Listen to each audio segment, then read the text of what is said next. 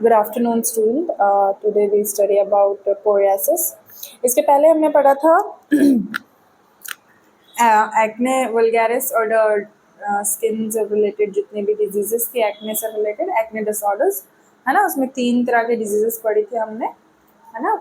कॉन्गोब्लास्ट, रोस्केरा और एक और जो थी वो डर्मेटाइटिस से रिलेटेड एक्ने वल्गैरिस थी, है ना। तो अब हम बात करते हैं इसके पोरियासिस के बारे में, राइट। तो मैं आपको बताती हूँ कि पोरियासिस क्या है। So what is psoriasis? Psoriasis is a chronic non-infection recurrent erythematous inflammatory disorder है, ठीक है, जो कि केराटिन सिंथेसिस की वजह से, मतलब इसमें क्रिएटिन सिंथेसिस होता है, ठीक है। और ये है ना, किस तरीके से इसकी विशेषताएं क्या है, ये क्या है, रेडनेस, राउंड सर्कमसाइज्ड प्लग्स बनाता है, ठीक है। और around the silvery white cells, मतलब सिल्वरी वाइट सेल्स बना के स्केल्स जैसी, है ना। और ये डिजीज किसी भी एज ग्रुप में हो सकती है, राइट। तो ये इसका इंट्रोडक्शन था। आइए हम इसके इंट्रोडक्शन को समझते हैं। तो यहाँ पे देखिए, आपने देखा ये जो डिटेल है टाइप्स ऑफ पोरियासिस और ये सारी चीज़ें आप देखिए यहाँ पे। मैं आपको यहाँ पे इसका इंट्रोडक्शन बताती हूँ। तो यहाँ पे क्या बताया गया, psoriasis is a chronic autoimmune condition that cause the rapid growth of skin cell. ये क्या करते हैं, रैपिड ग्रोथ करते हैं किसकी, स्किन सेल्स की, okay. It result in the red scaly patches. ये क्या करते हैं, रेड और स्केली पैचेस क्रिएट करते हैं, ठीक है। Skin that can be itchy and sometimes painful. ऐसे स्किन यहाँ पे क्या हो जाते हैं, इची और बहुत ज़्यादा पेनफुल होते हैं, राइट। पोरियासिस में ये not contagious and affect about 2% of population world wide.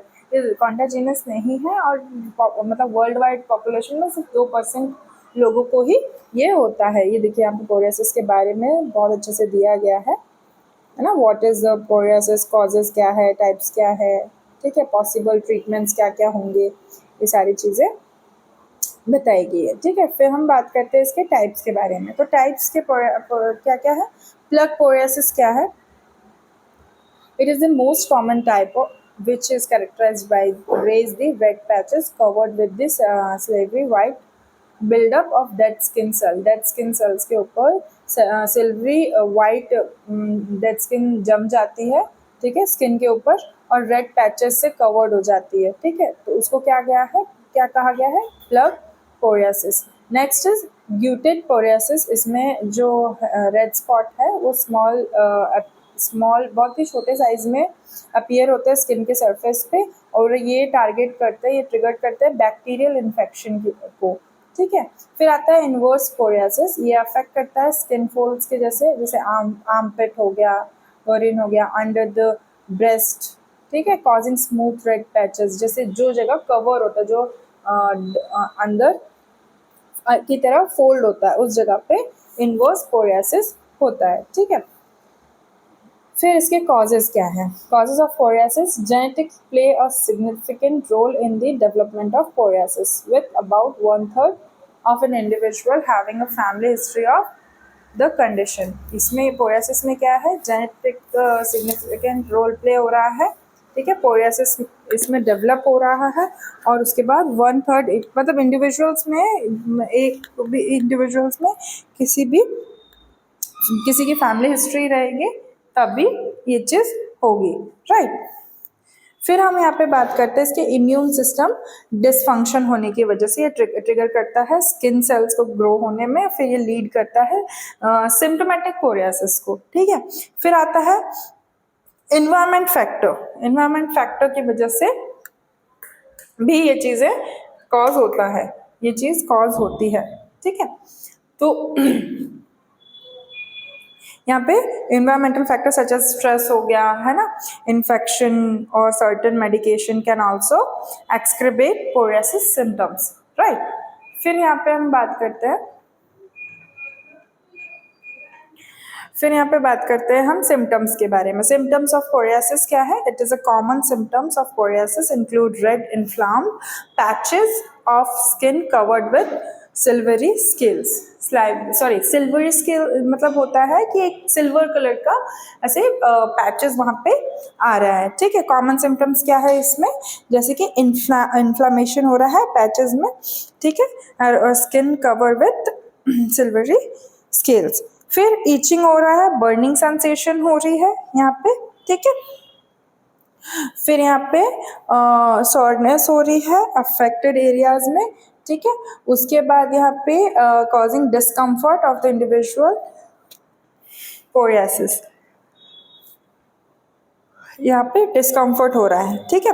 फिर बात करते हैं यहाँ पे psoriasis can also affect the nails causing pitting और डिस्कलरेशन एंड एबनॉर्मल ग्रोथ। यहाँ पे क्या हो रहा है, एबनॉर्मल ग्रोथ हो रही है यहाँ पे पोरियासिस की, और वो हो रहा है, उसके साथ साथ क्या हो रहा है यहाँ पे डिस्कम्फर्ट हो रहा है, एबनॉर्मल ग्रोथ हो रही है, ठीक है। उसके बाद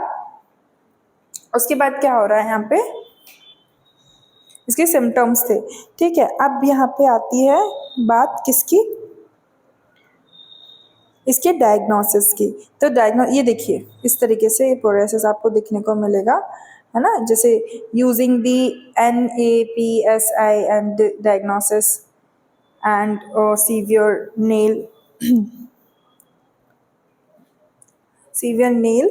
सीवियरिटी ऑफ नेल पोरियासिस। यहाँ पे ये इसकी सीवियरिटी के बारे में बताया हुआ, बात की हुई है, ठीक है। फिर यहाँ पे दिखाया गया है द नेल पोरियासिस सीवियरिटी NAPS, ये देखो अराउंड में ये बताया, nails receive a 0 to 4 score based on the presence of and symptoms in each quadrant, right. उसके बाद यहाँ पे आता है यूजर इमेजिनरी लाइंस, इसको क्वाड्रेंट में बांटा गया है, इमेजिनरी लाइंस यहाँ पे उन लोगों ने क्रिएट की है, ठीक है, यहाँ पे इस जगह पे। उसके बाद फिर यहाँ पे क्या हो रहा है, onto a 4 quadrant, the higher, ठीक है, the higher score that the more severe nail psoriasis, यहाँ पे जितना ज़्यादा स्कोर हो रहा है उतना ज़्यादा यहाँ पे क्या हो रहा है, पोरियासिस। फिर ये 4 क्वाड्रेंट में जिस हिस्से में हुआ, ये देखिए ये हुआ डिस्कलर, ठीक है, डिस्कलरेशन हुआ है, फिर पिटिंग हुआ है, या फिर इस तरीके से हुआ है, फिर इस तरीके से ये होते हैं सिम्टम्स पोरियासिस के। अब इसके डायग्नोसिस में देखेंगे, diagnosis of psoriasis is typically based on the physical examination of the skin and nails by the dermatologist।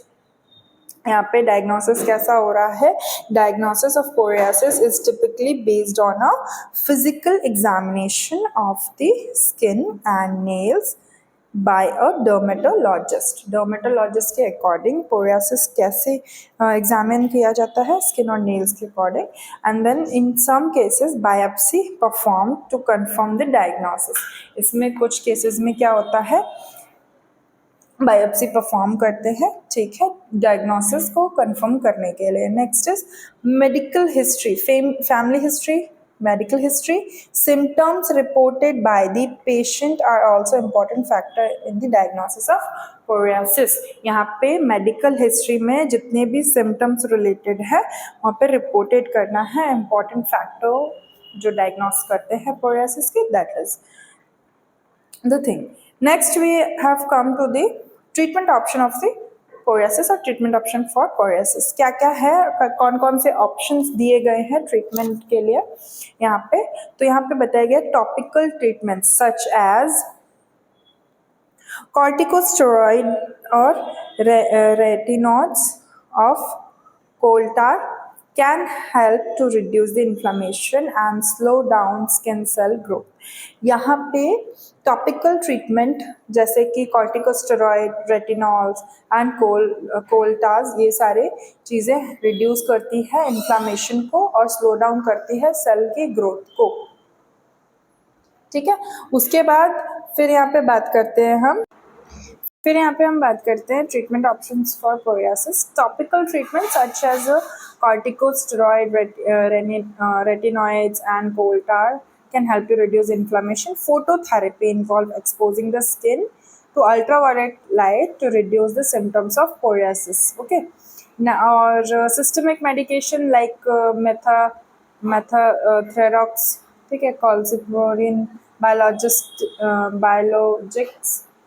target the immune system to manage the psoriasis symptoms.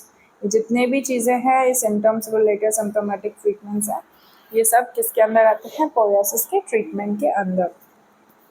ये नेचुरल चीज़ें हैं पोरियासिस के सारे ट्रीटमेंट्स वगैरह, ठीक है। उसके बाद मैं आपको एक चीज़ और बताऊंगी, यहाँ पे मैं आपको इसमें सेंड कर दूंगी, इसकी पैथोफिजियोलॉजी के बारे में मुझे आपको बताना है। तो नॉर्मली क्या होता है, जैसे हमने शुरू में मैंने आपको इंट्रोडक्शन पार्ट में बताया था कि केराटिनोसाइट्स जो होती है वो एपिडर्मल सेल को माइग्रेट करती है और बेसल सेल के स्टर्नम को कॉर्नियम में भेजती है, ठीक है। फिर उसके बाद ये क्या करता है, कैसे पोरियासिस होता है, इट टेक 14 डेज टू स्लोसिंग, मतलब 14 डेज लेता है अपने आप को बढ़ाने के लिए। और इस डिजीज़ में क्या होता है, एपिडर्मिस सेल जो होती है, जो केराटिनोसाइट्स जो होते हैं, वो ट्रैवल करते हैं बेसल सेल के स्टर्नम में। उसके बाद यहाँ पे जो कॉर्नियम है वो 4 से 7 दिनों में, ठीक है, कास्ट ऑफ होता है। 3 to 4 डेज जो जिसको हम हाइपर केराटिनोसिस बोलते हैं, वो होता है। फिर यहाँ पे उसके बाद ये क्या करता है, जो बेसल सेल है और इनका रैपिड मतलब सेल मतलब इनके जो बढ़ने की जो क्षमता वो और ज़्यादा बढ़ा देता है, ठीक है। फिर नॉर्मल सेल का मैच्योरेशन होता है और यहाँ पे उसकी जो सेल है वो उसकी ग्रोथ नहीं होती। फिर उसके बाद then it leads to the erythema और लेशंस। यहाँ पे जो वस्कुलैरिटी है वो इंक्रीज हो जाती है सेल की, जितने भी लेजन्स हैं वहाँ पे होने लगते हैं।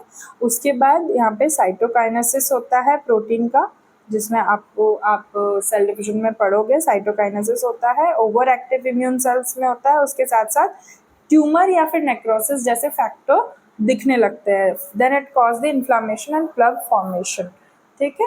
तो इसको इस तरीके से पोरियासिस होता है, ठीक है। डायग्नोस्टिक इसका एवेल्यूएशन में मैंने आपको बताया, स्किन की बायोप्सी करनी पड़ती है इन्फ्लामेशन के लिए, इन्फ्लामेटरी नॉन इन्फ्लामेटरी डिसऑर्डर्स देखना पड़ता है, अल्ट्रासाउंड करना पड़ता है जैसे स्टर्नम कॉर्नियम में कोई दिक्कत तो नहीं है। टॉपिकल में मैंने आपको समझा, फोटोथेरेपी, अल्ट्रावायलेट रेज, है ना, टॉपिकल मेडिकेशंस देनी है, ठीक है। तो यही सारी चीज़ें करनी पड़ती है, राइट। उसके बाद फिर हम बात करते हैं यहाँ पे इसके रिस्क फैक्टर के बारे में मैंने आपको नहीं बताया। ये 2 चीज़ मैं आपको ग्रुप पे सेंड कर दूँगी, अपलोड कर दूँगी, आप ग्रुप पे जाके देख लीजिएगा, है ना। पर यहाँ पे जो बताया गया वो मैं बताती हूँ। रिस्क फैक्टर क्या है, family history, environmental factor, hormonal fluctuation और एंजाइटी स्ट्रेस। ये तो मैंने आपको उस टाइम पे भी बताया था, लेकिन फैमिली हिस्ट्री में जो जैसे प्रीडिस्पोजिंग फैक्टर, जो जेनेटिक फैक्टर है जो कि इस डिजीज़ में कॉन्ट्रीब्यूशन करते हैं, that is the most important factor. And environmental factors are seasonal changes, जितने भी सनबर्न वगैरह, सनलाइट वगैरह जो डिजीजेज है वो कंट्रीब्यूशन लेती है, और that disease will be occurrence, और इसका कम डाउन हो जाता है, राइट। उसके बाद फिर यहाँ पे हम बात करते हैं इसके lifestyle and management for psoriasis. क्या होगा यहाँ पे, avoiding triggers such as stress, smoking, certain medication can help to reduce psoriasis flare ups. मतलब कुछ स्ट्रेस वगैरह है तो रिड्यूस करना, और स्मोकिंग वगैरह है तो उसको रिड्यूस करो, अवॉइड करो, है ना। मॉइस्चर रखना है स्किन में, ठीक है, और gentle skin care product use करने हैं, ठीक है। और जो सिम्टम्स हैं पोरियासिस के, उसको बहुत बराबरी से ध्यान देना है, ठीक है। हेल्दी डाइट मेंटेन करना है, स्ट्रेस मैनेज करना है, रेगुलर एक्सरसाइज करना है। ओवरऑल स्किन हेल्थ, मतलब इंडिविजुअल को पोरियासिस में हेल्दी स्किन केयर करना पड़ेगा, राइट। फिर हम यहाँ पे बात करते हैं इसके कॉम्प्लिकेशंस ऑफ पोरियासिस, क्या क्या उसके कॉम्प्लिकेशंस होंगे? तो psoriasis is associated with the increased risk of developing other chronic condition like psoriatic arthritis, cardiovascular disease and depression. यहाँ पे पोरियासिस एसोसिएट किससे करता है? रिस्क इंक्रीज करता है, ठीक है। फिर क्रॉनिक कंडीशन जैसे कि पोरेस्टिक अर्थराइटिस हो सकता है, कार्डियोवास्कुलर डिजीज हो सकता है और डिप्रेशन भी हो सकता है। फिर सीवियर केस होता है पोरियासिस का, मे बी रिक्वायर्ड हॉस्पिटलाइजेशन और treatment and management the complication के अकॉर्डिंग इसका ट्रीटमेंट ऐसा हो कि हॉस्पिटलाइजेशन करना पड़े। ये देखो यहाँ पे दिखाया गया इन्वर्स पोरियासिस, ग्लूटेट पोरियासिस, ठीक है। फिर ये एंथ्रोडिक पोरियासिस, फिर ये पस्टुलर पोरियासिस, नेल पोरियासिस, ये इस तरीके से आप देख रहे हैं ना।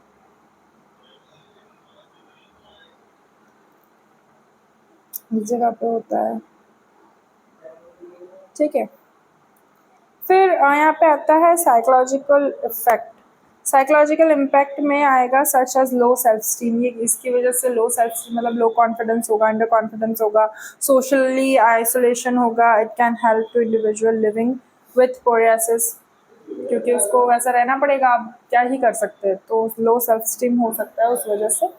After that we have come to the coping strategies of the psoriasis. Next is a joining or support of or seeking therapy can help to reduce the individual cope with emotional challenges of the living with psoriasis. जितने भी emotional challenges है जिससे वो deal कर रहा है, that is come under the joining support and seeking of the emotional challenges. Right फिर यहाँ पे जो प्रैक्टिसिंग स्ट्रेस रिडक्शन टेक्निक्स जैसे कि माइंडफुलनेस होना चाहिए, क्योंकि देखो स्ट्रेस आता है किस वजह से? जब हमारा माइंड एकदम ब्लैंक रहता है तो हमारे पास सोचने के लिए कुछ नहीं होता। We give our mind to do something और we give our mind to do activities और टू इन्वॉल्विंग द एक्टिविटीज और do mindful things, so that हमको सोचने समझने का उतना टाइम नहीं मिल पाता and we relief on that stress. So here doing or practicing stress reduction techniques like mindfulness, meditation, yoga can help to manage the stress level which may trigger the psoriasis flare-ups. Okay, so here the educating on self about psoriasis, अपने आप को educate करना how to manage this, and treatment option, lifestyle, manage the strategies can empower the individual to take control on their condition, right. तो यहाँ पे क्या है, जितने भी कंडीशंस हो रही है पोरियासिस होने के जितने भी चांसेस है उस सब से प्रिवेंशन ले लो, पहले ही प्रमोटर बन जाओ, प्रमोटिव केयर में आ जाओ, क्योंकि अगर पता है कि ये सारा किसी भी इंडिविजुअल को, तो उससे रिलेटेड जितनी स्ट्रैटेजीज होती है उसको क्रिएट करके उस चीज़ को अच्छा स्किन केयर, अच्छा मॉइस्चराइजिंग और ये सारी चीज़ें से वो पोरियासिस से हम बच सकते हैं, राइट। उसके बाद यहाँ पे आते हैं conclusion and the summary. What are the conclusions of the psoriasis? Psoriasis is a chronic condition that require the life long management. ये एक क्रॉनिक कंडीशन है जिसको लाइफ लॉन्ग मैनेजमेंट में रिक्वायर किया गया है, बट विथ प्रॉपर ट्रीटमेंट, इसको proper treatment और लाइफस्टाइल मॉडिफिकेशन के साथ किसी इंडिविजुअल को फुलफिल करना पड़ेगा।